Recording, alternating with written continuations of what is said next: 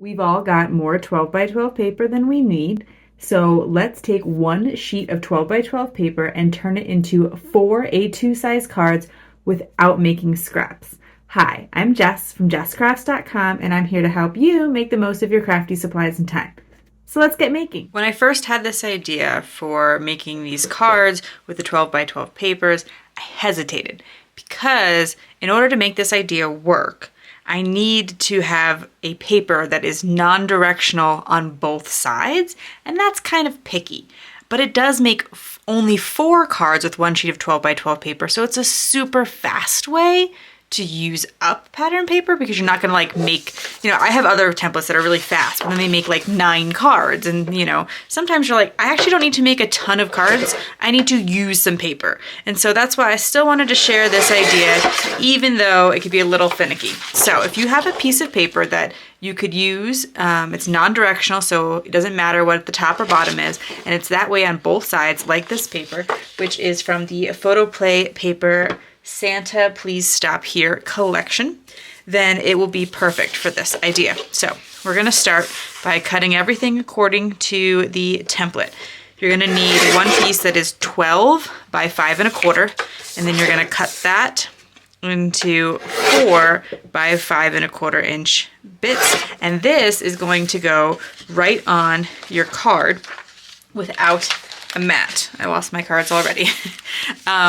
So you do want to pick a side of the paper that is going to look good against your card base. So since I'm picking white here, I don't want to use this side that is white. It looks fine. You can totally do it if that's your much preferred side, but I'm going to use this red side. And so that's what I'm going to kind of keep that in mind as I continue to assemble this card. Okay, so then I need to cut a piece of paper that is 2 3/4 by 12. And I'm gonna cut that to 4 inches across as well. So I'll go to 8 and then 4. Now these are actually going to get a mat. So we'll talk about that in a second. But now I have this piece left over that should be 4 by 12. Sometimes pattern paper is not exactly whatever size it says it is, in which case you can trim it up a little bit, particularly when you have those ones with the branding strip along the bottom. Be careful not to cut too much extra off when you're cutting the branding strip off. But anyway, cut that to 5 1/4 by 4. So I have my last of my 4 sheets that are this big that are gonna go on the back of my card. Then another one at 2 3/4. If your head is spinning from the measurements, don't worry, you don't actually have to memorize anything I'm saying. You don't have to write it down. It is all part of the sketch. The sketch is the very first link in the video description. You will have to enter an email. But once you're on my email list, and I don't know if everyone realizes this, but once you're on the email list, each week when I send my email, I send out the links from that week as direct links. So if you sign up for the email list once, every new template gets sent to your inbox as a direct link at the end of the week. And so if you're willing to be patient and because you don't want to sign up again for the email list, now don't worry, it's not going to send you multiple emails every time you sign up for the email list. It's just the way the system works. It's because I don't have a way of going, okay, well, this person's already signed up for the list. Don't ask for their email. So it asks again, and you won't get signed up again. You won't get multiple emails. It won't put you in my system multiple times or anything like that. Don't worry about it. But if you just don't want to do that, wait for the Friday email and get your direct links or purchase them in the Etsy shop, because that's the other thing here. If you like these templates, you can get them one by one for free. But this is a pack in the Etsy shop. So we're on paper busting template number 16 for 12 by 12 paper and A2 size cards. In the Etsy shop right now, you can actually get 12 by 12 paper busting templates all the way through 20. So there's 4 other ones I haven't released yet. I will release them soon. They will be free, don't worry. But if you want to just get them now, you can go to the Etsy shop and just get one big download and then craft along as the weeks come, and I share them on YouTube. I just cut this like I was going to need mats for these big things. I'm not. Okay, so I cut it to 4 1/4. That's okay. I do need some 4-inch mats, or 4 1/4 inch mats.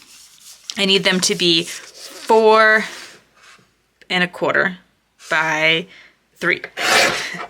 And I need a couple of those. This is great because it's pretty efficient on 8½ by 11 cardstock, because as you see, my very first step was to cut a piece of 8½ by 11 in half to 4¼ by 11, and then get those 3-inch mats. I get one more of those. I know that not everyone needs it broken down for them each time, but some people really do prefer that, so I like to kind of show you step by step. Okay, then I need 1¼ inch mats. And I'll keep doing that, making 1¼ inch mats 3 more times. As you can see, since I am doing this in real time, this takes very little time at all to actually get to the 4 cards you're going to need. And I'm going to have a couple more tips to make that possible. Now, I always take one of my cards, and well, not always, I actually forget often, to be honest, but I try to take one set of all the pieces and I reserve it to show over on Instagram, because I know, you know what, we don't always have time to watch the longer YouTube video, or I don't know, I like watching Instagram Reels. I like seeing everything done super fast. It just really entertains me for some reason. So you'll see that super sped up version over there. We're gonna take that red polka dot, put it on the background, then we're gonna do opposite papers. So while this technically shouldn't have a top or bottom, I do kind of see that I like the way, I like it facing that particular way better. So of course, do whatever looks good to you. So I want this to be the top of the paper, even though technically there is no top of the paper. And then I'm gonna switch back to the polka dots for the next layer. I should have the sketch in here so you can kind of see what I'm thinking. So layer of that, and then layer of the polka dot. You could skip some of these mats, like if you put this directly onto here, that would look totally fine, especially because it's so high contrast, there's so much red. But I'm gonna show you how the sketch is, like, how it shows it on the sketch. So you see the way I'm suggesting it, but always know that these are suggestions and you don't have to start with a full-size 12 by 12 piece of paper. If you have scraps that are about this size, make it work. Go ahead and use those instead. And then we'll line everything up. And to keep this nice and simple, I have the coordinating stickers for this collection, and I noticed that they actually have a lot of stickers that could be sentiments on there, depending on, you know, what kind of things you like to have on your card, but a lot of them do have a red background, so that's kind of a bummer, because I thought, oh, they'll make such fast cards, but I don't know if I'll like the red on red. So what I could do is, if I don't want to have the red on red, I can take a strip of my green scrap cardstock and place it on there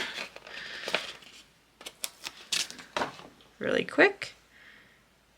I could, if I wanted to, kind of mimic the shape, but since that's going to be kind of a frustrating thing to like cut a little divot in there or whatever, I'm just gonna cut it straight, and then I will place that directly onto my card.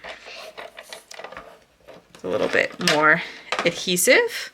So if you feel like your stickers are not quite the right size or the right color, think about adding a quick mat. It's something that I have definitely pulled out as a trick from time to time to make things look a little better.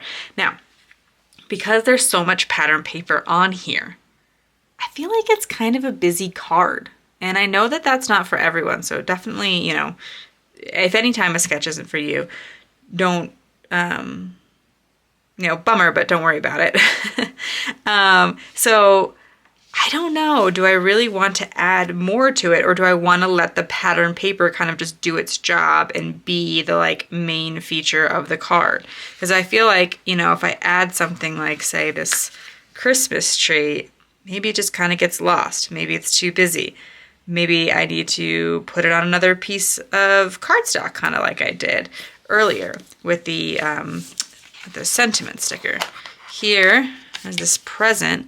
That could look a little like pretty cute, but now those greens are different. So I just want to kind of talk about, like, just because I do this on YouTube all the time doesn't mean I have like all the answers or always know exactly what to choose for the card. And there's certainly a lot of decision making involved. I do think perhaps, like, will the snowmen look cute? Especially if I put it like mostly overlapping the red. Because there are a couple, there's at least 2 snowmen on here, so maybe that would help me to decorate them. I would probably put any sticker I chose such that there's a good amount of the more solid paper behind it, because I think any sticker would get lost in this busy paper. I finished the other 2 cards and just wanted to share a few more design thoughts. For instance, there was a little sticker between the coffee cup and the handle that you're supposed to pull out. It's like a little negative piece. I chose not to because I thought it actually made the coffee cup stand out on the card a little bit more. But then up here, there's a little bit of white on white, and that's not ideal. But we just got to remember, in all these cases, there are no crafting police. So if we decide to make a decision that is against what we know to be, oh, that's the way you're supposed to do things, or that's the, rule that I heard, you don't have to do any of that. Crafting's about what's fun and what looks good to you. And then here, because this was a season's greetings sentiment and my card wasn't overly Christmassy, I decided to go with a snowflake to, again, not reinforce Christmas and try to keep it a little bit more out of the Christmas realm. And what's nice is there was blue in this present paper to help tie in any of the stickers that I chose. I also wanted to take a quick second to tell you that there will be a link in the video description to my friend Justine Hovey's 12 Days of Christmas. It is an affiliate link, but it is a free event. So if you want to learn 12 Christmas card techniques from Justine, she will send you an email each day with a different technique, and you'll have 24 hours to watch it and learn some amazing things from her. Those of you who there's plenty of you who probably know Justine, or if you haven't, this might be a really great way to be introduced to her. I worked with her in the Stress-Free Card Making Summit, and I really admire her work. So I thought I would point that out as a free resource for you, but know that it's an affiliate link if you choose to upgrade.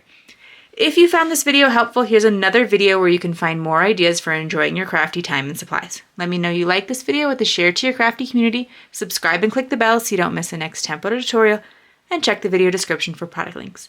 See you in the next video.